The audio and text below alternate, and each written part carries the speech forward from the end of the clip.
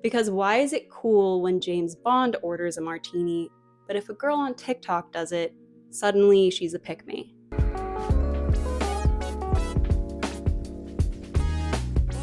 Hi there, my name is Tessa, and as cringy as it is to say, I am a foodie. When I was a kid, my mom owned a restaurant, and in blatant disregard of child labor laws, I used to help her around a lot by cutting vegetables, waiting tables, and cleaning dishes. And I actually have a pretty sick burn still from a really hot walk, so that's fun. Because of how and where I grew up, I ate a lot of quote-unquote weird things growing up. And I remember in first grade, I was already eating salmon roe, rare steaks, bitter melon soup, and escargot. And before anyone says anything, I know that some of those things aren't weird, but if you've ever spent any time in the comment section of like a food video, then you know that a lot of people are very sensitive about foods that they personally don't like. Like a lot of girls, my relationship with food was a little bit complicated as a teenager, but it never really left. And in college, I actually wound up interning at a food publication. And before my main channel, Modern Girls, took off, I was actually working at a farmer's market. Even though I mainly talk about fashion and film over at Modern Girls, I actually spend a lot more time in my personal life thinking and talking about food. I regularly host dinner parties, my apartment is decorated with food-related things, I'm in a cookbook club, and of course, I buy whatever niche pantry staple is currently trending at the moment. Okay, well, I tried my best.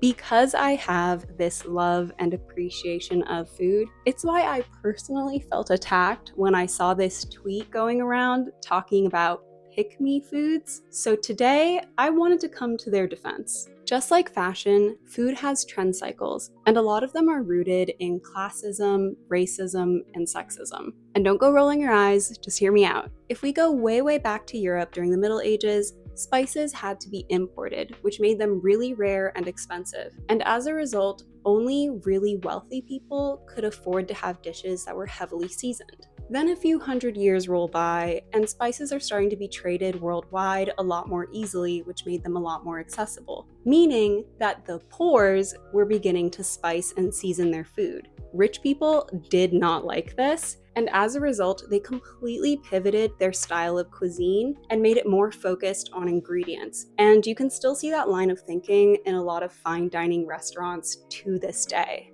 Because of social media, in the 21st century, there have been a wider range of food trends, and just like fashion, there are aesthetics that hold different connotations, some positive, some negative. In the early 2010s, we saw the rise of dude foods, which are things like bacon, flaming hot Cheetos, burritos, tacos, pizza, burgers, hot sauce, basically the entire epic mealtime brand. These foods developed a hyper-masculine connotation, and it wasn't uncommon to see people use them as a sort of indication of them having a good sense of humor or being really chill. We get there and I'm like, where's the pizza? On the opposite end of the spectrum was the rise of veganism, which you could really see play out on platforms like YouTube, like, those What I Eat in a Days that were all the rage in like 2013. It would usually involve a smoothie bowl, a ridiculous plate filled with fruits, or just coconut water. And of course, it was considered more feminine, in large part because some of the biggest voices and faces were women. Even though men were literally making grilled cheeses out of bacon instead of bread, a lot of discourse actually revolved around this vegan online movement, with a lot of claims that it was unhealthy and promoting unhealthy eating habits with young women. And personally, I think both sides of the spectrum weren't great. Like, I don't know why we were deep frying donuts wrapped in bacon covered in maple syrup. It was kind of excessive. Okay, those aren't vegan. By the mid-2010s, food trends had evolved even more, and the hipster really reigned supreme. So we saw a lot of avocado toast, flat whites, cold brews, kale, kombucha, cold-pressed juices, and craft beers. Most people associate a hipster with some dude wearing skinny jeans and glasses and a beanie, and that masculine connotation also became affiliated with this type of food, and you could even see it in some of the interior design of restaurants that served food like this. Overall, these types of foods developed a sort of pretentious reputation where it was kind of like, if you didn't like these things, then you weren't as refined or as cultured, which in a way almost made it more popular. A lot of these foods also became a symbol of gentrification since they were very overpriced versions of things that seemed to be relatively inexpensive. So I'm walking down Bushwick, right?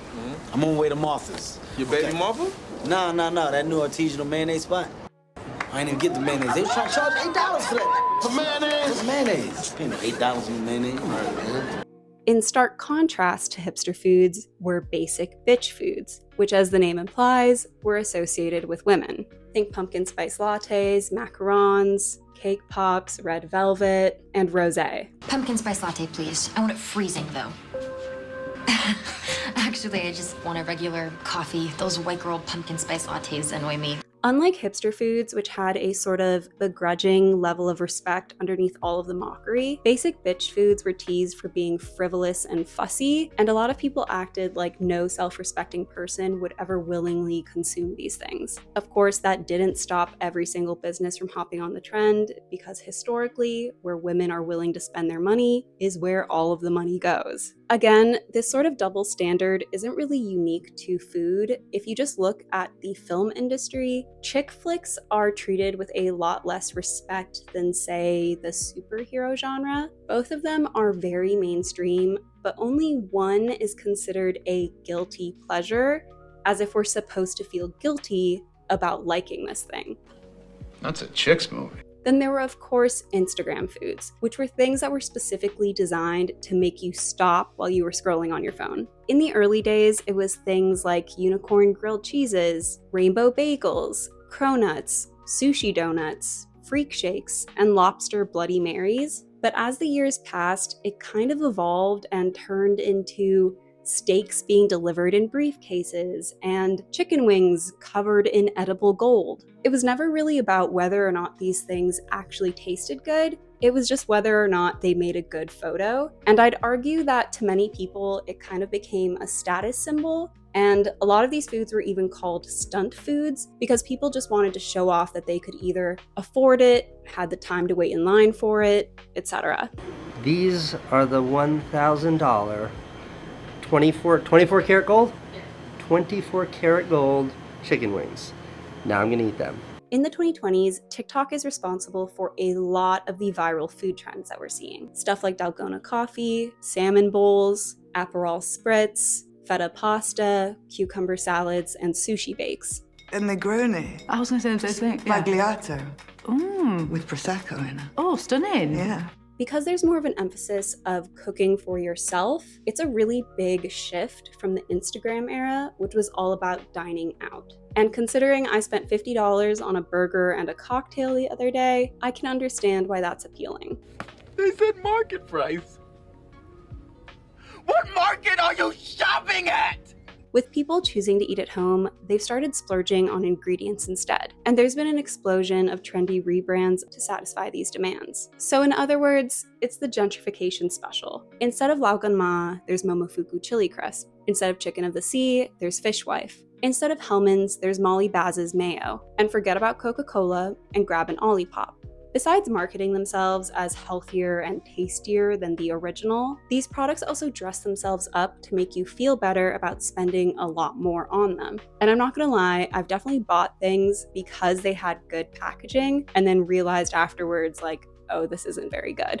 Although I think it's totally fair to criticize the commodification of things that are historically low-income staples, I think calling them pick-me foods is just a way for people to lean into age-old sexist stereotypes. Keep in mind that a lot of the people who are responsible for viral food trends nowadays are women. That's why there's an entire thing called girl dinner. But are blue cheese stuffed olives and prebiotic drinks only developing a negative connotation because women specifically are liking them? Because why is it cool when James Bond orders a martini, but if a girl on TikTok does it, suddenly she's a pick-me.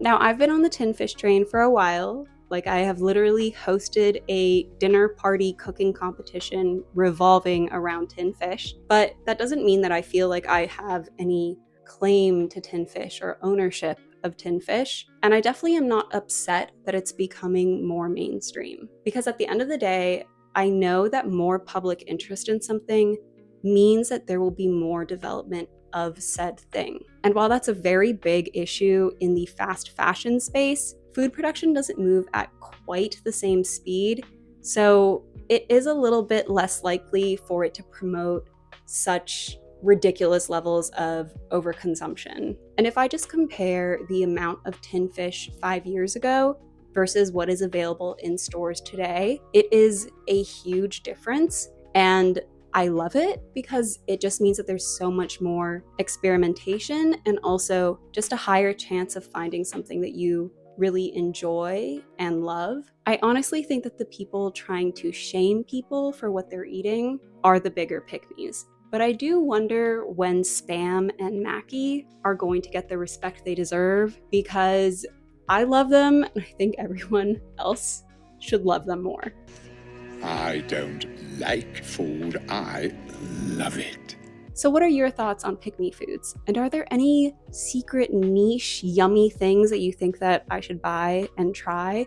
Not even for YouTube, but just like in general, because like I said, I love to eat. Anyway, I will see you next time. Bye.